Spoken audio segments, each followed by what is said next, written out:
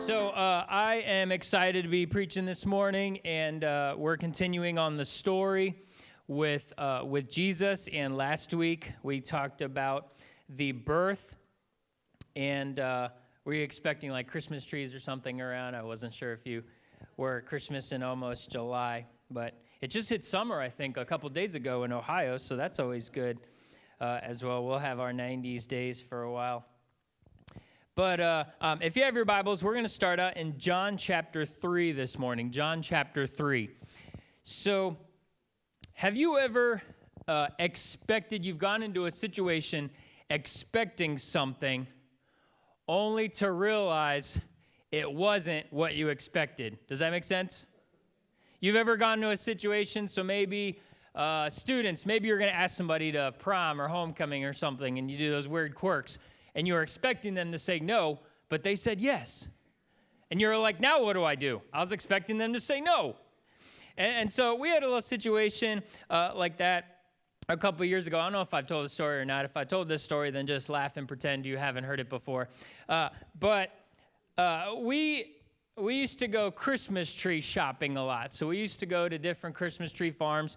And we used to go out by Stacy's parents in the Bowling Green area. And they used to have this super sweet Christmas tree farm. And I grew up in Florida, so we decorate palm trees.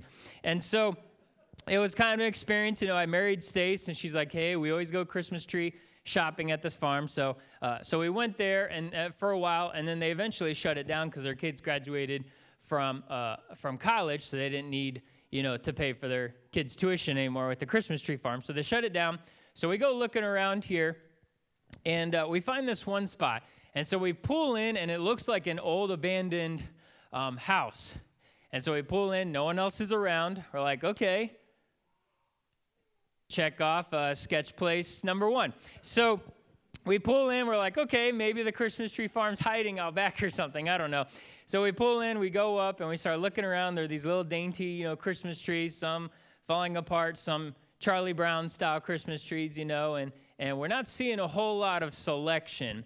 So then we go around back, and there's somewhat of a farmish area, but then it just started getting creepy because there's no one else around.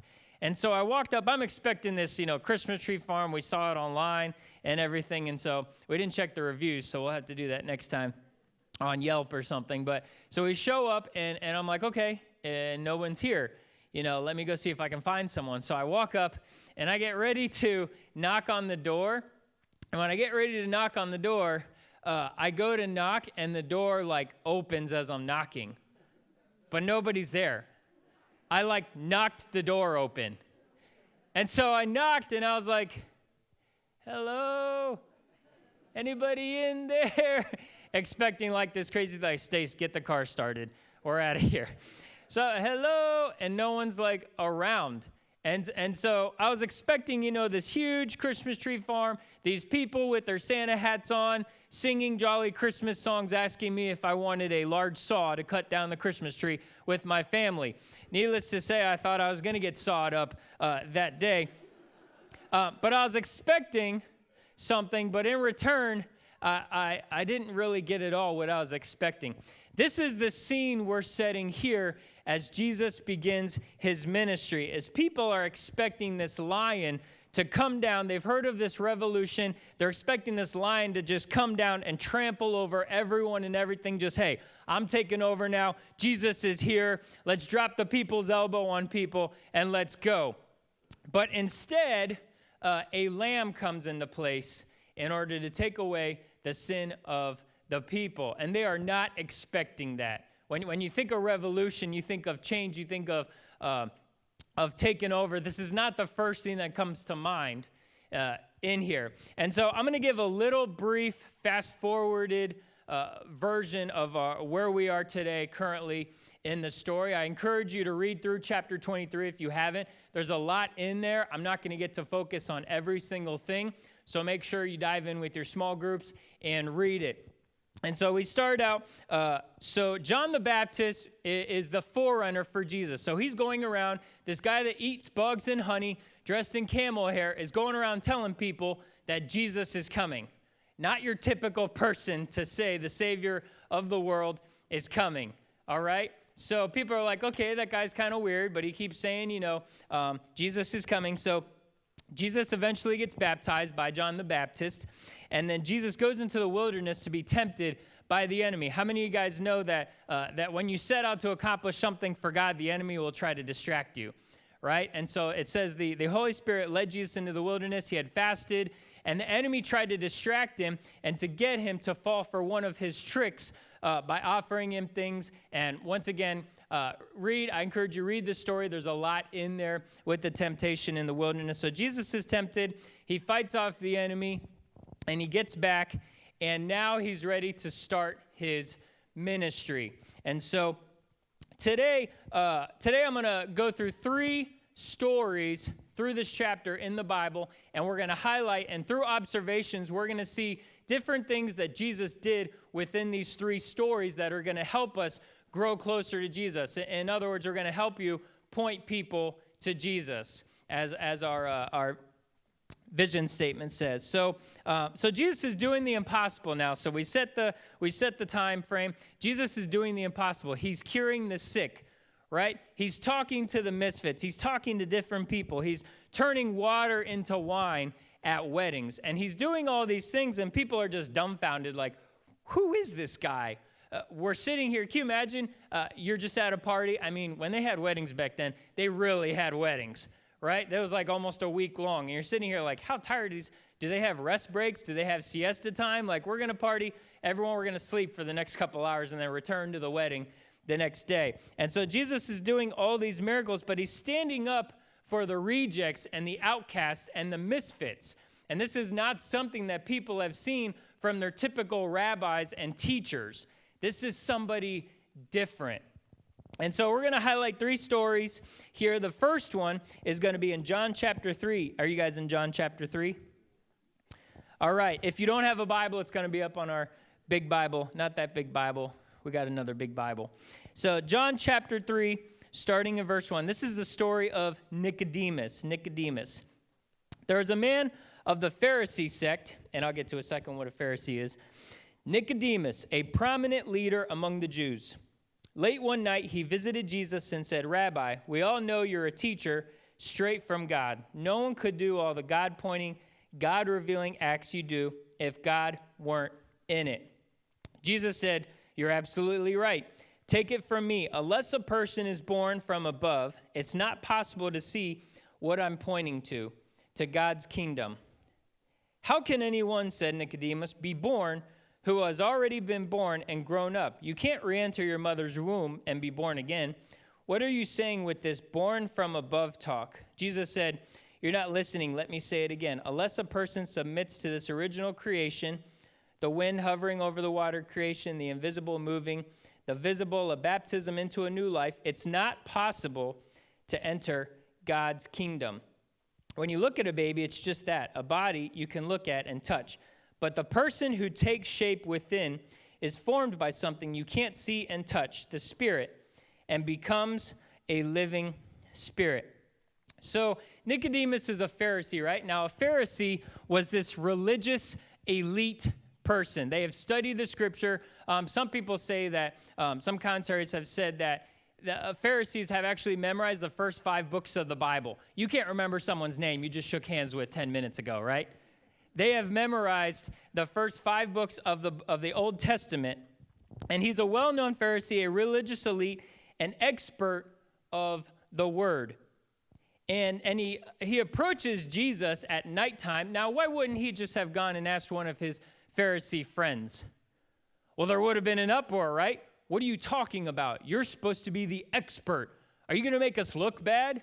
You are a Pharisaical elite. People step out of their way for you to walk by, right? But he approaches, he says, there's something different about this guy, Jesus. There's something different that I've never seen before. I got to find out what's going on. So he approaches Jesus at nighttime, and he begins to ask him, what does born again mean? Now, why did Nicodemus want to come at night? Well, I think he was probably embarrassed. He's literally an expert in what he's asking Jesus about. That's like me giving LeBron James pointers. Like, LeBron, you may want to, now some people say he needs to pass the ball more, which, but LeBron, just the way you're dunking, you got to turn the hips a little more would you like to dunk and show us, CJ? No, I wouldn't. But it's like me giving LeBron pointers. So this person, this expert, is literally going and asking Jesus for advice. What does this mean to be born again? And so Jesus explains to him that he has to be reborn of the Spirit. Now, it gets kind of weird at times because Nicodemus is talking, and then he starts asking these weird, nasty birth questions. So he's just like, wait a second. So do you want me to crawl into my mother's womb again so that I can be born again? Like, okay, I know I'm not Jesus, but if I was Jesus, I would just be like, you ever had a conversation with someone and they say something you literally were not expecting? And then you're just like, what? Did I hear you wrong? Crawl into your, what? What are you talking about? But I can see Jesus just staying there nice and calm like, no, that's really not how it's supposed to go. You're supposed to be born of the Spirit. It's interesting that a lot of times we don't have to prove that we're born, do we? It's not like if I have an appointment with someone, walk into my office, okay, I got to have my birth certificate so I can prove that I'm born. Let me get it out of here in a frame and stick it on the wall. There's my degree. There's my birth certificate. Yes, I was born. No, you don't have to prove you're here, right? But a lot of times we focus on the born part, but we don't focus a lot of times on the living part. The initial stage is being born of the Spirit, but Jesus is saying you have to be born again and continue to live on your life completely changed, born of the Spirit. Now, being born is difficult. Some of you that have gone into labor or seen labor happen, birthing is no joke. That's a serious matter and situation, and it's messy. How many of you guys know sometimes being born again of the Spirit is messy, right? Being born again, choosing to follow Jesus is messy at times. It can change you in the deepest way possible. And so Jesus is trying to explain this with people. Here's point number one that we can observe of what Jesus is saying here. Jesus took the time to meet people right where they were at. Jesus took the time to meet people right where they were at. Imagine a religious scholar if Nicodemus has a question. Wait, you want to meet me at night? How dare you try to meet me at night? You meet at broad daylight. If you're ashamed of the Father, what are you meeting at night? No, Jesus, I'm sure Nicodemus approached Jesus because Jesus was approachable, right? How many of us can say that we're approachable, or a coworker can come in and ask us without feeling judged or feeling like we're idiots trying to talk to you? But Jesus didn't do that. He didn't say, I can't really meet at night. It's my night bowling time. My league's going on, so I can't really meet with you. Let's meet during the day. No, he said, hey, you want to meet at night? Let's meet at night. You want to talk about this stuff? Let's talk about this stuff. I will meet you where you are at because I care about you. I want to explain what it means to be born again. He didn't care that he was a Pharisee. He didn't care that he was a religious elite. And Nicodemus approached him because there was something different about this Jesus. Something different he's never seen before. Something different that other teachers have never done or spoke of before. This guy's doing miracles. He's changing people's lives. He's curing the sick. There has to be something different about this guy. And so that's what Nicodemus was trying to find out. And then the famous verse is revealed here in John 3:16. Now, John 3:16, you may have heard it a million times, right? It was Googled a ton of times when Tim Tebow used to wear it under his eyes, right? I just had to throw Tim Tebow in there because I love him. Come to the Browns, Tim Tebow, if you're watching. But anyways, so John 3:16 was revealed, and this was mind-blowing because it said, for God so loved the world. We learned in the Old Testament that God loved his people, but it doesn't say in John 3:16 anymore because we're in the New Testament. It doesn't say God so loved his people so much that he gave his own son. No, it said for God so loved everyone is included now. And this was just like, people were mind blown. What is he, for God so loved the world? Everyone? Jew? Gentile? This is crazy talk. Jesus is flipping the switch. He's literally changing the way people are thinking right now. That's the Jesus that we worship today. That's who we point people towards, that Jesus. So that's story number one with Nicodemus. Jesus took the time to meet people where they were at. You can flip over a couple pages to John chapter 4. We're going to go through another story here. John chapter 4, starting in verse 4. We're just going to read a little bit, and then I'll explain it after. John chapter 4, verse 4.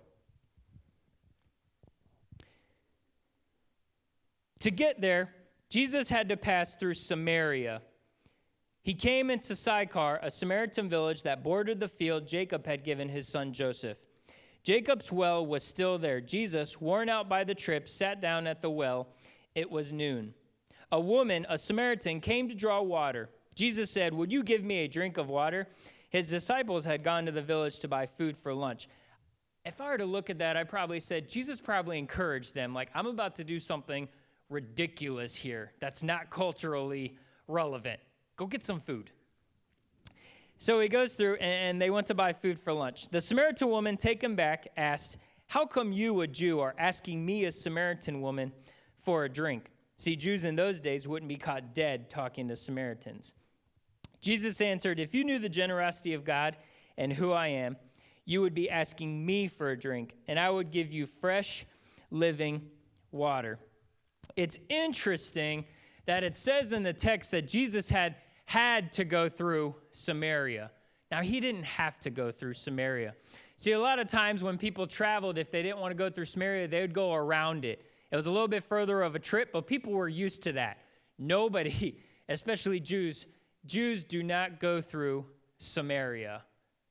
That just was not, no, we hate the Samaritans. There's a long line of history because of that. I encourage you to look it up. We don't have time to explain it today, but the history is just not there to be able to enjoy going through Samaria as a Jew. But why does it say in the scripture that Jesus had to go through Samaria? See, he had to go through Samaria because there was a divine appointment with a Samaritan woman. He knew he had to go through Samaria. He didn't have a choice. If he wanted to meet this woman at the well, he knew for a fact he had to go there. So I can see the disciples questioning, like, all right, you guys ready to go? So I got the map out here. We're going to go around. No, we're going to go through Samaria. What? We're going to go through Samaria. I have to go. See, Jesus, I don't know, popular people these days, and what a lot of people do is they go around Samaria. See, I don't know if you know this or not, Jesus, but we don't like them very much, and they don't really like us. I think we're going to go through Samaria. I love this about Jesus. He was going against the grain all the time. It'd be funny to me if Jesus were here today, just sitting around in our service or hanging out with church people. How many of us wouldn't like Jesus? You ever thought about that before? Because you can read, it's easy to read the Bible from out here and say, oh, how do people not love Jesus? This is awesome. Jesus is going against the grain. People are just, he's breaking cultural barriers everywhere. I just love this about Jesus. But if Jesus were here today, how many of us would talk about Jesus? You see that guy that came into service, Jesus? He does things a little different than we do here at church. He told the visitors they could have my seat.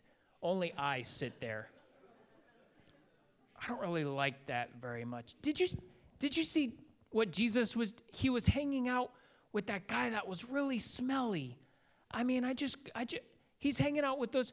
Did you see who Jesus invited to church? That person was just, have you smelled that person? You know where they came from last night?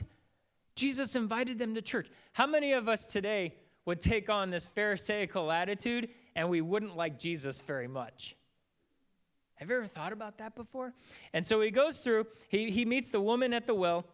He goes through Samaria. Now, it was a bad time for Jesus because it was one of the hottest times of the day. It said it was the 6th hour, which means it was about noon. Not a lot of people walked to get water from the well at noon. This lady did because she didn't want to talk to the other gossip girls in the area. She didn't want people talking about her. She didn't have the best reputation. It says further down in Scripture that she had many husbands. The guy she was living with right now wasn't even her husband. She just couldn't keep track of all her husbands. I don't know. But she had to go to the well at noon, the hottest part of the day, because that wasn't the popular time at the well. People went early in the morning or late at night because it wasn't so hot. But she was there, and Jesus knew that. Jesus knew that she was going to be there. So he goes through, and he ends up saying, "Can I have a drink?" And she's like, "Can you have a drink?"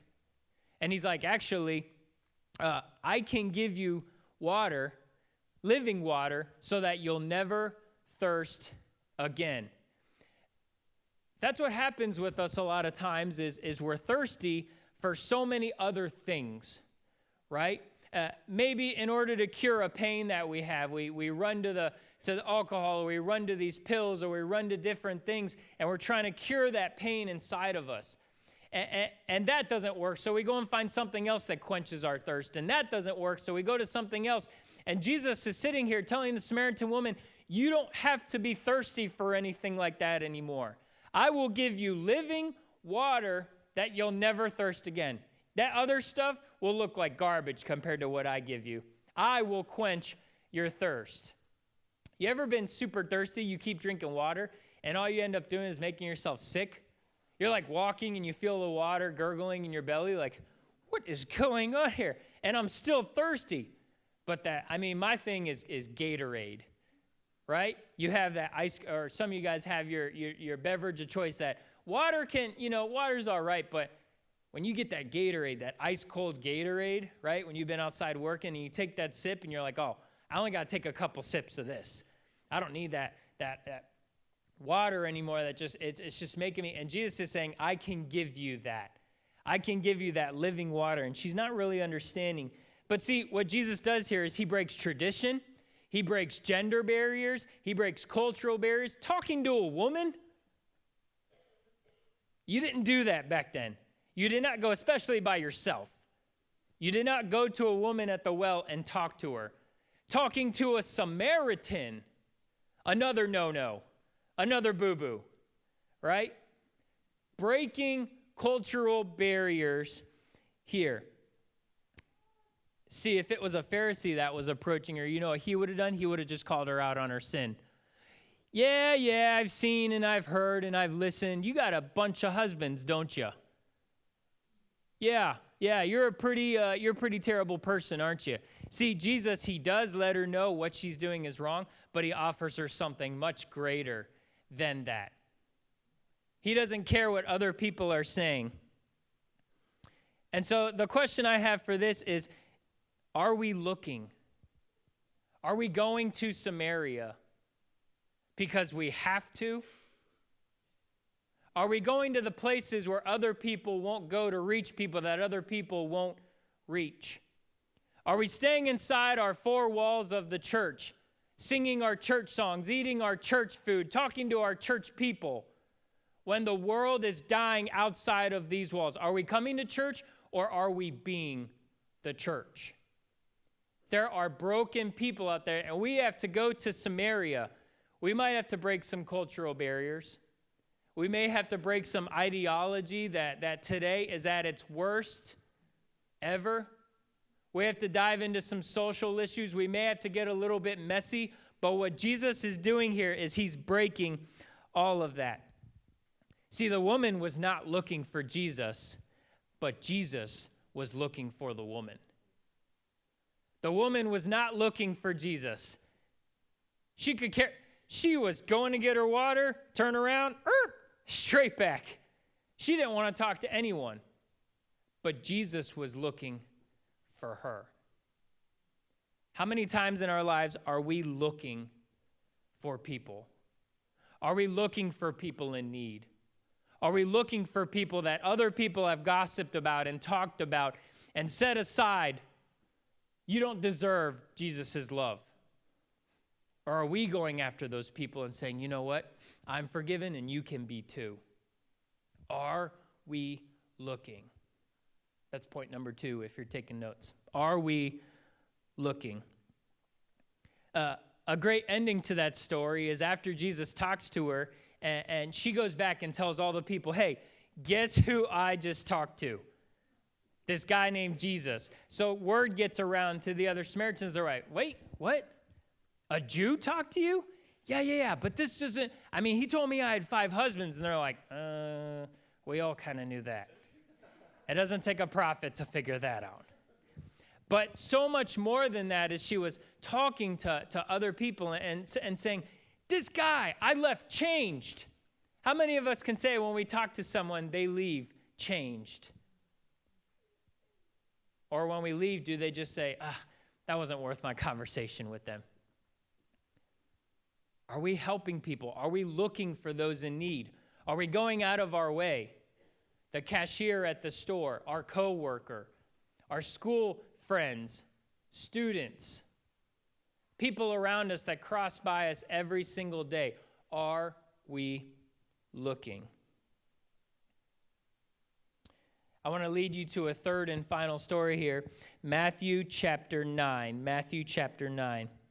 And as I went through chapter 23 of the story this week, there's just so much in there, so many stories, and I read through them all, and I kept going back and forth, but then I feel like I was just led to this specific story to close.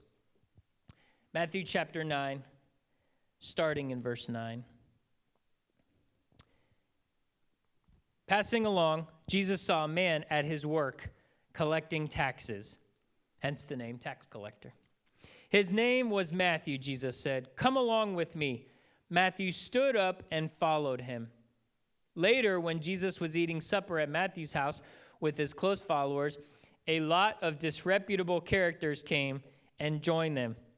See, it's interesting because people don't like tax collectors. They were thieves. They stole, worked for the Roman Empire. They did the old one for you, two for me type of thing, if you know what I mean. So they were rich. They probably threw great parties. But guess what? Who are the only people that went to tax collectors' parties? Everyone's like, I don't want to say something out loud. Other tax collectors, right? They were the only people that came to tax collectors. Hey, everybody, here's a handout. Here's a stone. I put in my address in here, handing out invites to everyone. We're going to have a party tonight. Dinner party, dinner party, dinner party. Don't worry. I got all the food. I got everything. I got the piñata. It's all set. We're going to have a great party. And then they show up. The music's going. Oh, hey, tax collector Jim. How's it going? Nice to show. Boom, boom. Tax collector Sandy. Nice for you to show. Awesome. And it's a party full of other tax collectors. Do any of my other people around here want to come to my party? All I see is coworkers. Come on. Does no one like this party? Because that's the only people that went to tax collectors' parties were tax collectors. But what does Jesus do? He breaks down that door. He breaks down that cultural barrier. He says, hey, you know what? Add one to the list. Me and my disciples are coming over. You got that VIP table filled yet? We're there. And so Jesus, he calls on Matthew and he shows up. Now, he's eating dinner with the other tax collectors. Then the Pharisees start talking. See, it isn't interesting through these stories that the only people that are getting upset are the religious elite? It's not the broken that are getting upset. It's not the other tax collectors going, whoa, who invited Jesus? Who invited Jesus to this tax collector party? It didn't say they were getting angry. It said the religious elite were getting angry. And so we go through, and he's sitting there, he's reclining, eating dinner with them, and the Pharisees start talking. They're like, who's eating? I love what the Message version says. Who's eating dinner with the riffraff? Wait. Hey, disciples, what are you doing over at that tax collector's house? And I bet some of the disciples are probably like, talk to that guy. I just came for the food. I heard they had the best hummus in town. Right? And so Jesus is sitting there and he hears them. he hears them talking, and he says, wait. What are you talking about? Jesus, why are you eating with these people? And Jesus says, it's not the healthy that need a doctor. It's the sick. Now, the Pharisees didn't think they were the ones that were sick, right? They had the law memorized. They knew and followed everything. I mean, from afar, they look like great people following, God. But then you begin to talk to one of them, and you're like, whoa, you may have it all up here, but you don't have it in here. And Jesus is saying, well, that's interesting, Pharisees, that you say the spiritually sick, because what I see is that you're quarantining yourselves from the sick people. So technically, you're the ones that are spiritually sick. Imagine this. Imagine you go to the doctor because you're super ill. I mean, you can't even get out of bed, but somehow you make it to the doctor. You show up, the doctor opens the door, sees your condition, and goes, ew, closes the door and walks away. So now what do I do? Just think about that. I used to wonder that when I was little. I used to go into the hospital a lot, and I was just sick all the time as a younger child. And so I'd always wonder, gosh, I am so nasty. And the doctor would just come in, put on his gloves. All right, let's check you out. I'd cough in his face and he'd just be like, keep on going. And you just think ew, how often does the doctor get sick? You ever wondered that? I mean, I'm a little strange at times, but I've asked this question a lot. Just how often does the doctor get sick? I mean, sometimes if I'm bringing my kids in, sitting up there, I'm like, ew, is the doctor going to put a mask on? I mean, if I was a doctor, I'd just be, ugh, I don't want to deal with that. But that's exactly what Jesus is saying, is he's saying, hey, listen, I'm the doctor. And he goes on to say, too, which I love, is he says, I don't desire sacrifice, I desire mercy. I desire mercy. And so Jesus is saying, I know what my purpose is. That's our third and final point today. Jesus knew his purpose. See, we're not saviors. We don't save people here. But what we can do is we can point people to the one who does. Hey, I got this guy. His name's Jesus. He will completely change your life. You're sick? Hey, come to the doctor. You're sick? Hey, I got a great doctor for that. You ever give referrals for doctors?